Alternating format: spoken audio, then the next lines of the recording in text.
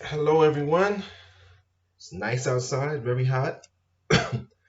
um, book two for this month, Hope on the Tightrope.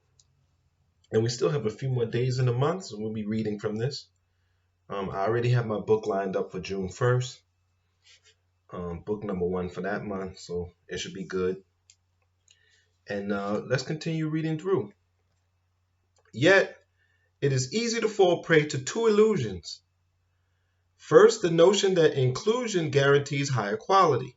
Second, the idea that entrance or opening the gates results in a significant redistribution of cultural benefit. Inclusion makes possible new dialogues, new perspectives, and critical orientations, and questions yet only discipline, energy, and talent can produce quality. Darwin's theory of evolution describes organisms interacting with their environment as a whole. Consciousness is just one brief moment within a larger organism. It is mind, body, and soul all tied together. Darwin is inescapable, even for Christians. Nietzsche says that the highest construct in his philosophical imagination is what he calls a gay Socratic or a gay Socrates or a philosopher who dances. Basically, it's a philosopher with a groove.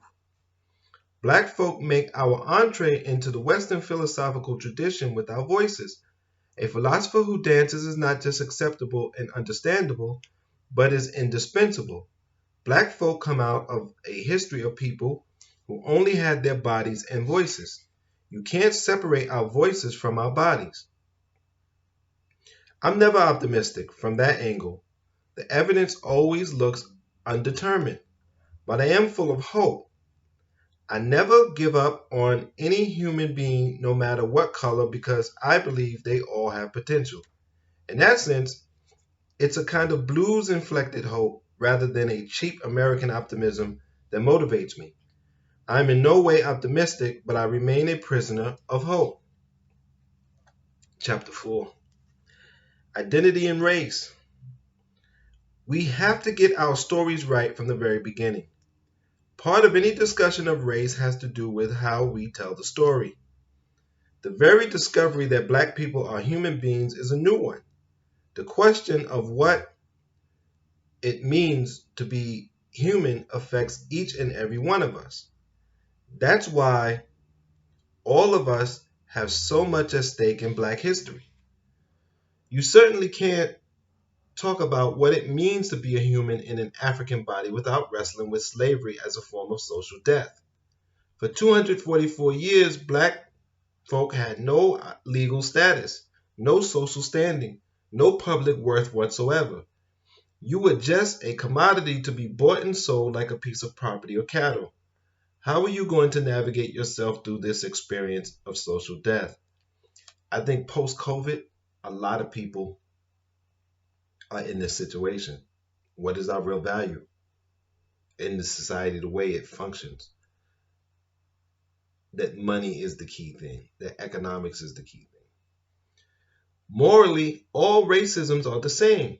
Historically and cyclically, racism against people of African descent has been a targeted assault on black intelligence and black beauty, black capacity, and black potentiality. When one thinks of anti-Jewish racism, which has inspired vicious pogroms and indescribable Holocaust, one sees that the attack on Jewish intelligence is very different from the attack on African intelligence. African Americans were three-fifths human. We were monkeys or rapists. Now we are projected as crack addicts or criminals.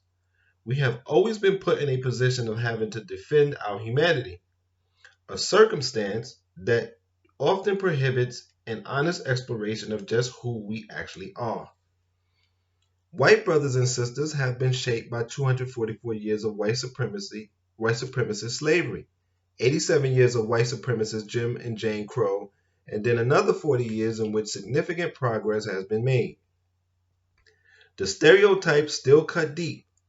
Any white brother and sister who deeply revels in the humanity of black, brown, yellow, and red brothers and sisters must undergo a kind of conversion, metamorphosis, and transformation.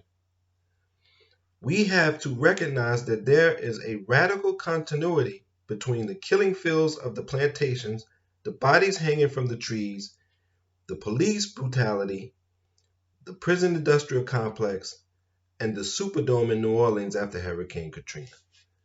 So, let me mark where I left. Hope on the Tightrope. Don't really have to say too much when reading Cornel West. Too much commentary on it. Thank you for your support. Until next time, please protect your mind and protect your body, and be safe.